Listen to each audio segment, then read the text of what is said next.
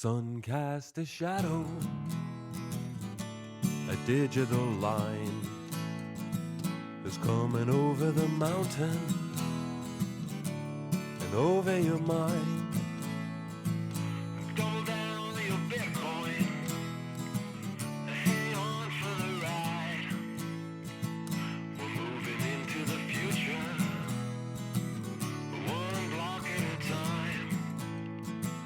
We're moving into the future, one block at a time.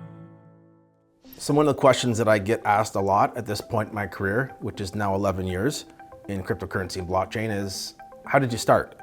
And I find that people from this time period of like 2010, 11, 12 that got into cryptocurrency in a big way often have some pretty interesting stories, because they don't often start with I saw Bitcoin on CNBC, or I got an ad for crypto on my smartphone. There was no mainstream adoption and attention on Bitcoin back then, and you were certainly not going to get ads on your smartphone about crypto. There's usually something really special about people that got into the space around this time, and my story has its own unique twists and turns too. So this is going back a while. It's not so old that I forget, but it's definitely, it's a bit aged. It was 2012. I've been working at Research in Motion, which is now called BlackBerry. And I've been there for about 7 years, had a really good career. They really treated me well. But all things eventually have to come to an end, especially when they're good. And I was actually in Japan filming with a good friend of mine, Tyler Burrows, for 2 weeks. And when I came back, they finally gave me my layoff. And I've been asking to be laid off for a while because I wanted to try something else. I didn't know what else, but I wanted to try something else. And the company was starting to have some real problems. So when I got back from Japan, literally the first day back at work, they gave me my severance package and I was a free agent again.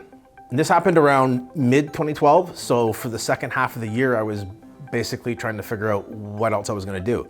In retrospect, it seems like it was almost set up by divine intervention that I would be free and have an open mind at this time in my life, because a couple months later, another good friend of mine, James Gonzalez, had come over, and I was living literally just like a 5-minute walk from BlackBerry HQ. I had bought a house just down the road.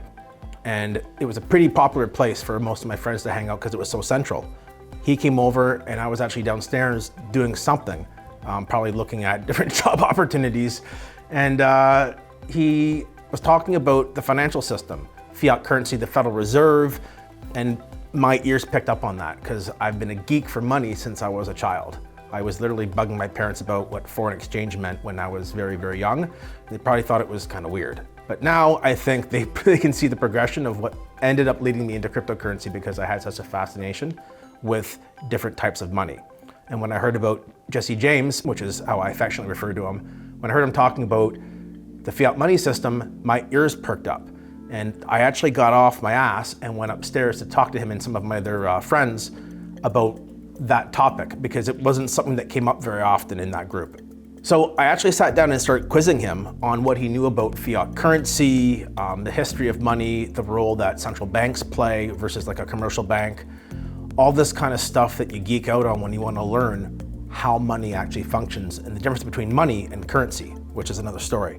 He eventually mentioned Bitcoin, and this was brought up in the context of the Silk Road. So remember I said, if you got initiated to crypto back then, it was often through some unique means, because it wasn't going to be something that was mainstream. Well, I fit that profile perfectly, because he had mentioned that he knew a friend that was using something called the Silk Road, and that he was getting drugs off the Silk Road, buying them through this Bitcoin digital currency. While some of my friends were fascinated about the concept that you could do this, which I also was, that you could buy drugs or anything else, legal or illegal, on these darknet marketplaces, I was completely absorbed with the point of the currency.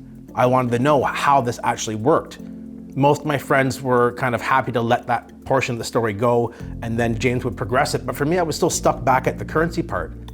What was this currency? What was Bitcoin, and how did it work? He mentioned to me that his knowledge on Bitcoin was pretty limited. He hadn't really got into it too much with his friend when he learned about the story, and that led me to going back downstairs and learning about how the Silk Road worked on the Tor network and all of these other aspects about Bitcoin. I don't think I left my house very often for the next couple weeks, because once I read the white paper by Satoshi Nakamoto, which is a fairly brief read, even though there's a lot packed into it, I had to take a little bit of a break, absorb it, and then I went back, I read it again, and then probably 2 or 3 more times. Because what I was reading, it was hard for me to believe. I had a pretty good background in technology, thus my career at BlackBerry, and I also was a geek as a child with money, as we established, so those two things were very harmonious. And when I read the white paper, it just made sense. I didn't even know for sure how it made sense because I hadn't used Bitcoin before, but it just intuitively made sense. And it literally sent a chill right down my spine. After about a month locking myself in my room, I eventually had downloaded the Bitcoin QT client, got the full blockchain downloaded, which back then was not as bad as it probably is today. Eesh. And then I started looking at how the blockchain worked itself. I looked into the mining aspect, I looked into other wallets and companies, payment processors, some of the more development-focused features that was built into the blockchain protocol. And I eventually got to a point where I felt, in theory, I knew just about everything that I could. I had to start actually using this payment rail and this currency to go any further. And that's when things got really interesting. It was a lot easier just learning about it and reading stuff on the internet, but when I actually had to go and part with Canadian dollars, being a Canuck, it was a lot more difficult than I thought. I actually had to put something at stake now, more than just my time. So first off, I realized that it wasn't easy to buy Bitcoin. And I'm guessing the price was around like $10 US, something like that, when I was looking at buying some in late 2012. So then the holidays hit, right, and you start focusing on other things, and some of these obsessions you put aside for at least a little while. And then by the time January came, I was ready to go right back into this hard. And I realized that the price was now creeping up. It was now $11, and then $12, and $13. And I'm thinking like, man, this thing was half the price back in mid-2012, and it's already doubled in price effectively. I really need to get my Canadian dollars in here and start buying some. And believe it or not, I got saved. I had no idea how much trouble I was gonna be in, but someone upstairs was looking out for me because I was trying to wire money into Mt. Gox. Yeah, it would have been that bad for me. My first experience in crypto probably would have ended in tears, and who knows if I even would have stayed. But because of the banking information at my Canadian bank, I think it was Bank of Montreal, they weren't able to actually process a wire over to the Japanese banking system that Mt. Gox was using. So I literally was stonewalled from putting money into the system. And that, while it did cause me about a month delay in getting crypto, and the price kept creeping up, which was painful to watch, it actually saved my ass from getting probably completely ruined on Mt. Gox, which happened about a year later. And I likely would have had lots of money and potentially even coins on the exchange when that did happen. So I ended up putting money into a Canadian bank and going into the Canadian Bitcoin exchange. I finally found that there was a Canadian Bitcoin exchange called Cavertex. So if you're an old school Bitcoiner from Canada, this is gonna bring back some crazy, crazy memories. It was a pretty bare bones exchange, as you'd expect back in the day. I wired in a pretty healthy amount of money. I'm gonna say like 15, 20,000 Canadian dollars, which for me at the time was a lot of money.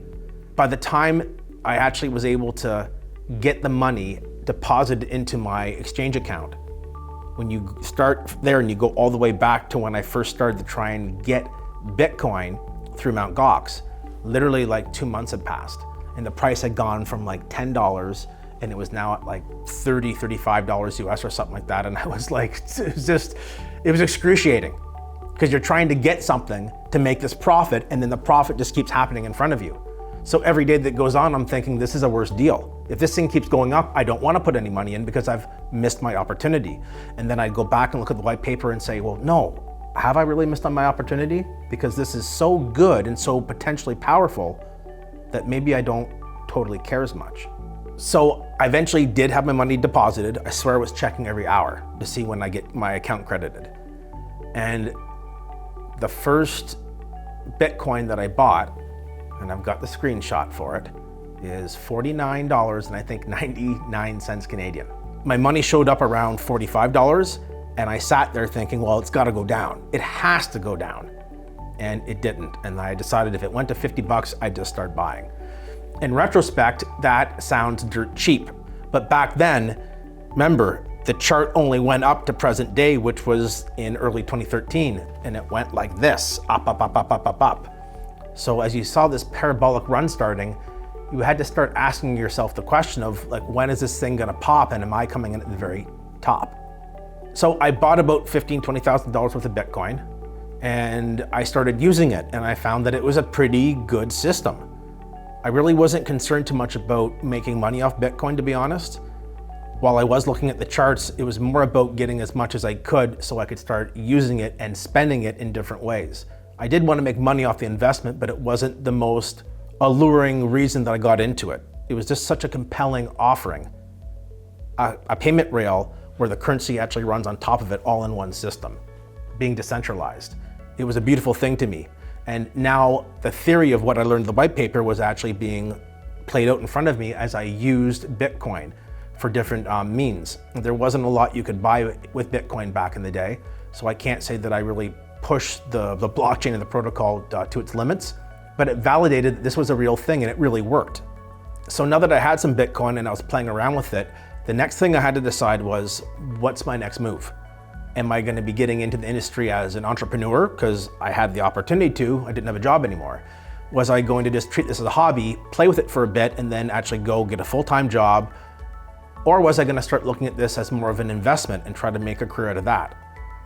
One of the decisions that I did make was to put some more money into Bitcoin, but how I came to that conclusion was pretty mental. One of my other investments that was actually liquid enough that I could shift over to cryptocurrency was gold and silver coins. I bought them just in case the financial system was having some troubles, and it was a smart decision, I think, to diversify out of my other asset classes, at least a little bit. However, the price that I'd paid for that gold and silver was higher than the current value, so thus I was a little bit underwater on the investment, which was fine because it was a long-term 15, 20-year hold. I didn't think it was a 1-year hold though. So I really struggled with this decision. I spent at least 2 nights up at going over and over the scenarios. And I was looking at potentially doing the following: selling my gold and silver at a loss well before the maturity date of that investment in my mind to buy into an asset that has gone up well over, I don't know how much. We're talking like thousands of percent that has gone up in the last like 6 months to a year. So usually you would never, ever, ever do this. You don't even want to sell an investment at a loss, let alone then put that purchasing power into an asset that's just seen such a massive increase in value. And that's what I struggled with for 2 solid nights. And I just kept going back to the white paper when I wasn't sure. And I made the decision that even though this was probably like the 0.0001% time in history that you should actually make a move like this, I actually felt that this was a time in history. It was that poignant. And I went ahead and I pulled the trigger. I sold quite a bit of gold and silver at a loss, and I put it into Bitcoin at around $60. And of course, nowadays that looks like a brilliant move, but back then, let me tell you, it was scary as shit. So remember that friend that introduced me to Bitcoin all those months prior, James Gonzalez? Well, him and I started to become pretty good friends. We had a lot in common, it turned out, and we both had a passion for understanding the financial world and the story behind the story that made the world turn when it came to money.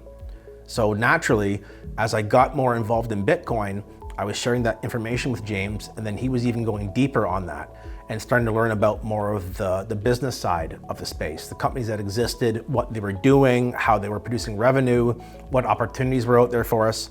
So basically just joined forces, and I'm gonna guess it was maybe May of 2013, we formed Crypto Consultant, which I believe is the first consultancy for Bitcoin and cryptocurrency in Canada.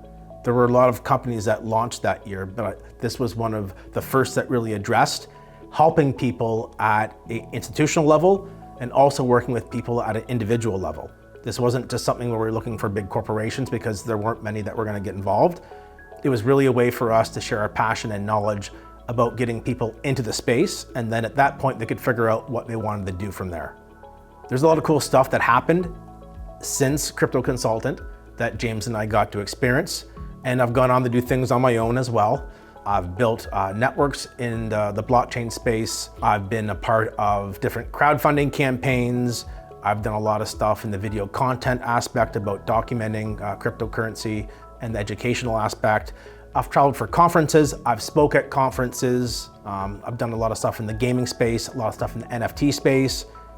It's been a ride. One thing I can tell you is that with crypto, truth truly is stranger than fiction. So there's my origin story about how I got into Bitcoin.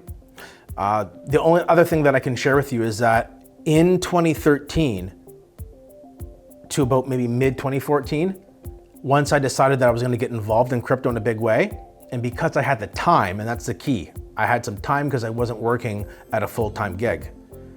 I made a commitment to go and talk to as many people as I could about cryptocurrency and Bitcoin. And here's some things that I learned from those conversations.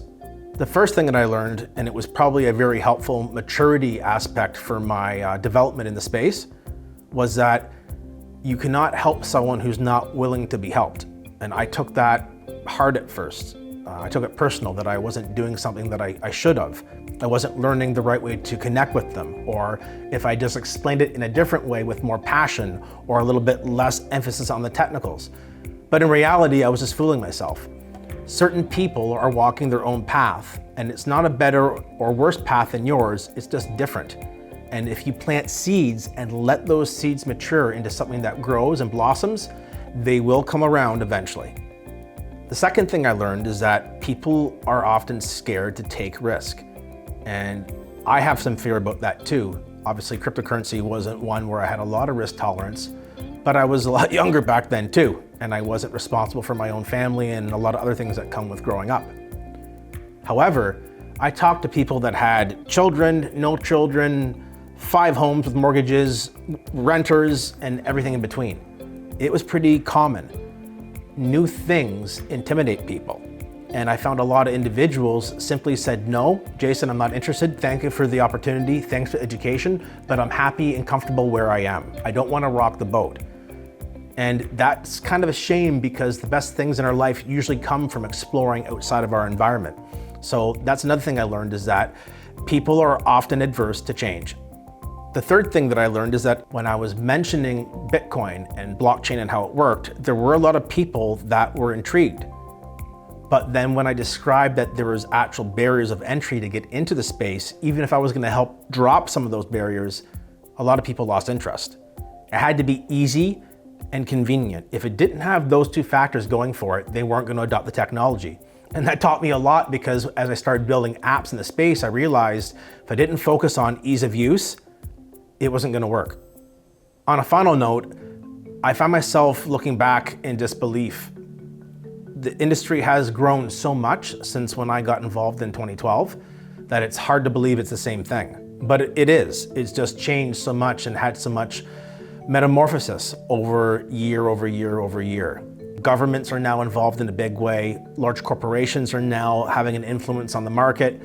And you no longer can go ahead and put out a story about Bitcoin and actually move the market 5 or 10% like you could back in the early days.